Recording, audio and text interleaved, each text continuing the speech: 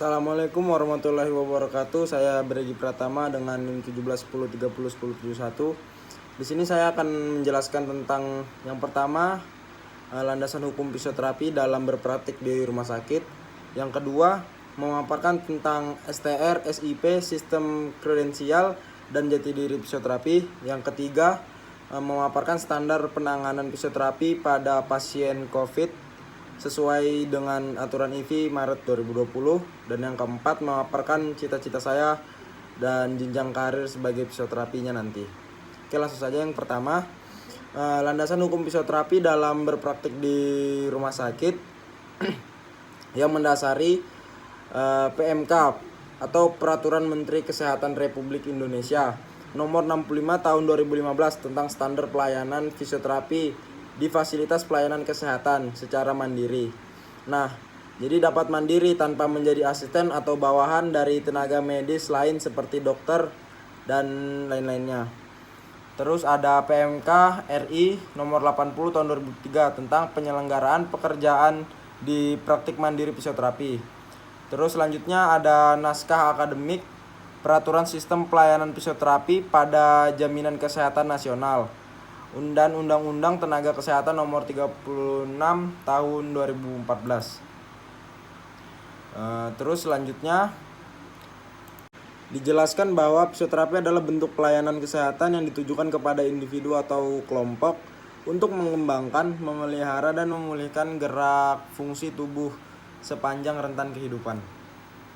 Lanjut yang kedua, yaitu STR, SIP, sistem kredensial dan jati diri fisioterapi.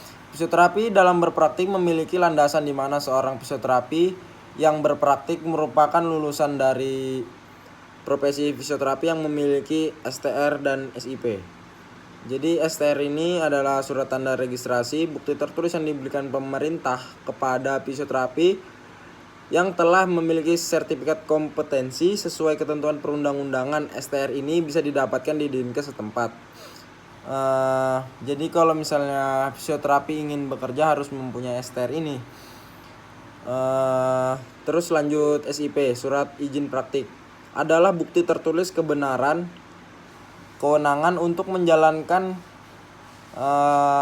pekerjaan fisioterapis oleh Dinas Pelayanan Fisioterapi secara mandiri pada fasilitas pelayanan kesehatan. Jadi satu STR bisa untuk 2 SIP yang berlaku di seluruh Indonesia. Satu SIP satu tempat berlaku 5 tahun semenjak STR terbit. Terus ada sistem kredensial. Proses evaluasi hidup fisioterapi untuk menentukan kelayakan pemberian kewenangan klinik dilakukan tiap 2 tahun satu kali oleh IV di setiap praktik fisioterapi. Jadi proses evaluasi ini untuk akreditasi rumah sakit itu sendiri.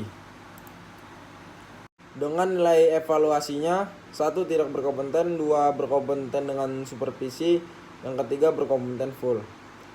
Selanjutnya yang ketiga, standar penanganan fisioterapi pada COVID sesuai aturan IV Maret 2020. Jadi berlandaskan dengan PMK 65 tahun 2015, fisioterapi merupakan salah satu tenaga kesehatan yang dapat mandiri. Di sini menjadi salah satu pertimbangan bahwa fisioterapi dapat membantu perihal COVID.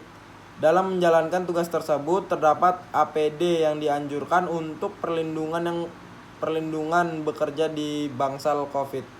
Yang pertama, mencuci tangan, yang kedua menggunakan sabun, yang ketiga baju hazmat, yang keempat kacamata, yang kelima masker bedah, yang keenam masker, yang ketujuh penutup kepala, yang kedelapan face shield, yang kesembilan sepatu boot dan handscoon. Yang keempat adalah memaparkan tentang cita-cita saya sebagai karir kedepannya untuk menjadi seorang fisioterapi. Jadi saya bercita-cita di sini ingin melanjutkan klinik punya orang tua saya, tetapi dengan mengubahnya dengan menjadi klinik fisioterapi karena sebelumnya adalah klinik persalinan, dan mengembangkan ilmu dan pengetahuan saya untuk masyarakat yang berada di sekitar tempat tinggal saya nanti. Mungkin itu saja yang dapat saya sampaikan. Assalamualaikum warahmatullahi wabarakatuh.